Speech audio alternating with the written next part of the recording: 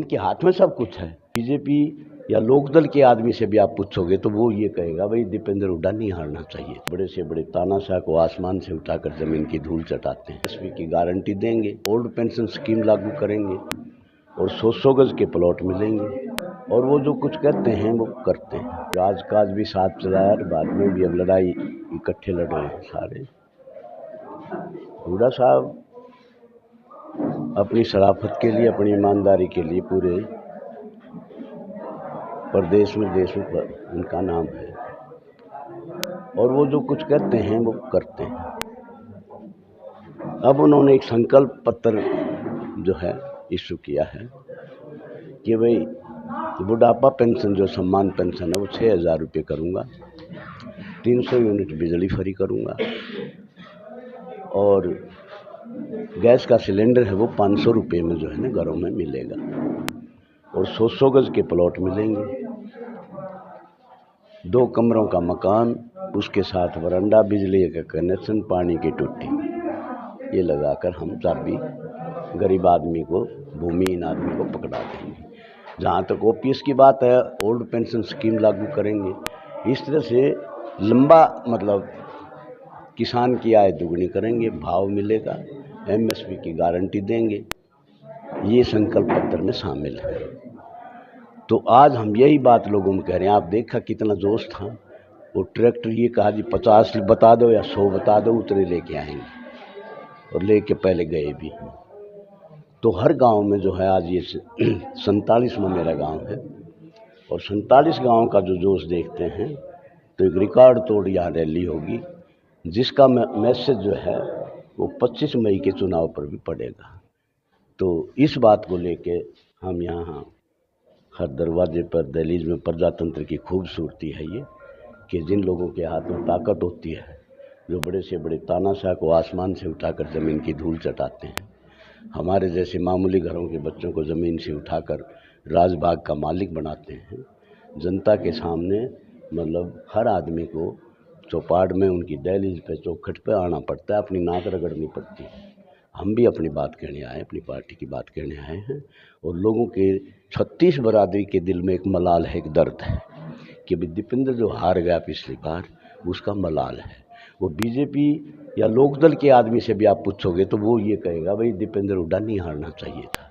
तो इस मलाल और इस दर्द को लेकर ये भीड़ इकट्ठी हो रही है और रिकॉर्ड तोड़ मतों से जो है दीपेंद्र हुड्डा जीतेंगे और उसका असर आने वाले जो मुख्यमंत्री की कुर्सी है उस पर भी ये इस बटन का जो रास्ता है वो गुजरता है। जो अभी आउटसोर्सिंग के तहत जो बच्चे लगे हैं तो सरकार आने के बाद क्या उनको पक्का करेगी या निकाल देगी क्या? पहले तो जी ये कहने लगे हमने आउटसोर्स खत्म कर दिया। जो छोटे छोटे ठेकेदार थे जो रोटी खा रहे थे आउटसोर्सिंग में, वो सब बंद करके जापान के ना, ये गुजरात की एक कंपनी है 900 करोड़ रुपए में हायर कर रखी है और पैसे लेके लगाती है। मैं खुले प्रेस के माध्यम से ये कहता हूँ, मेरे पास ये सबूत हैं।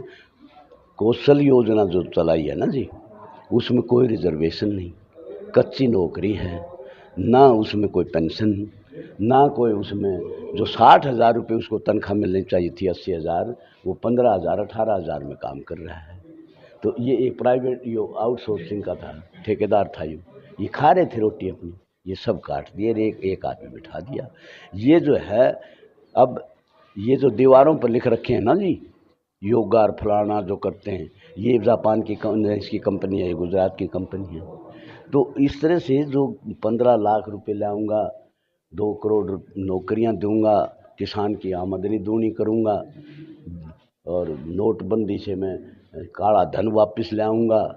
ठग्गा ठोरी का जो मामला है अब वो ठीक आ गया और आने वाले चुनाव में जनता जो है भारतीय जनता पार्टी को सबक सिखाएगी और भारतीय जनता पार्टी 400 पार, जैसे ये कहते हैं ना, 400 पार लिखा हुआ मिलेगा। 400 पार पेट्रोल डीजल 400 पार करेगा। यो सीट तो 170 पर आ जाएंगी, मैं आपको बताऊं से मिल जाएगी। जो अग्निवीर के तहत जो बच्चे लगे हुए हैं तो क्या आपकी सरकार आने के बाद ये इसी प्रकार स्कीम चालू रहेगी या बंद कर देगी, या जो कर्मचारी हट चुके हैं 4 साल पूरे हो चुके हैं क्या उनको रेगुलर करेगी? देश का लोकतंत्र, देश की सुरक्षा जो है वो खतरे में है। देश का लोकतंत्र तो इसलिए खतरे में है कि भय का माहौल खड़ा कर दिया। ED, income tax, CBI, IB इनका इस्तेमाल हो रहा है। और एक बहुत बड़ी वॉशिंग मशीन है इनके पास, जिस वॉशिंग मशीन में कितने भी भ्रष्ट आदमी वो धो के बीजेपी में मिल गया तो साफ सुथरा हो जाता है। ये जो दबाव की राजनीति है, भय की जो राजनीति है, रेड और इस तरह से जो मतलब ये राजनीति है, इस राजनीति ने पूरे देश में नहीं पूरी दुनिया में एक वो कर दिया कि भाई मतलब कॉन्स्टिट्यूशनल जो संस्थाएं थी उनका इस्तेमाल अपने हितों के लिए जो कर रही है पॉलिटिकल पार्टी, ये तो राजनीति से ऊपर उठकर ये चलने वाली, ये देश को चलाती हैं ये संस्थाएं। अब ये इन्होंने अपने संस्था, इन्होंने तो नीति आयोग भी, इन्होंने तो आर्मी भी, इन्होंने तो राष्ट्रपति पद भी, और ये जो मीडिया है ना आपका, ये भी काबू कर लिया। आप लिख के ले जाओगे, अगर इनके खिलाफ है आपका मालिक कह देगा ये यूट्यूबर बंद हो जाएंगी आपकी।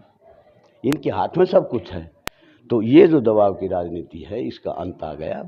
ये इसमें क्योंकि लोग कहते हैं कि भाई ये आखिरी चुनाव है, जैसे ये कहता है ना जी बड़े फैसले लूँगा मैं, ये बड़े फैसले लेगा, ये बड़े फैसले आरक्षण ख़त्म कर देगा।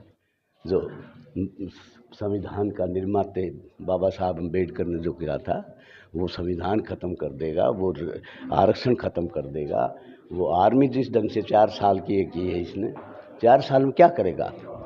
ये इतने बड़े बड़े दफ्तर, 750 दफ्तर खोल दिए, एक एकड़ में 100 करोड़ के, 20 30 करोड़ इनका फिक्स डिपॉजिट है। कहाँ से आ गया ये?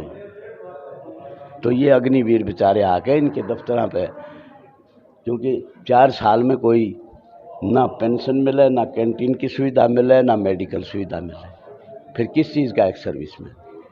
तो ये जो है इन्हें किया है, इससे सीमाओं को भी मतलब है सुरक्षित कर दिया और देश को भी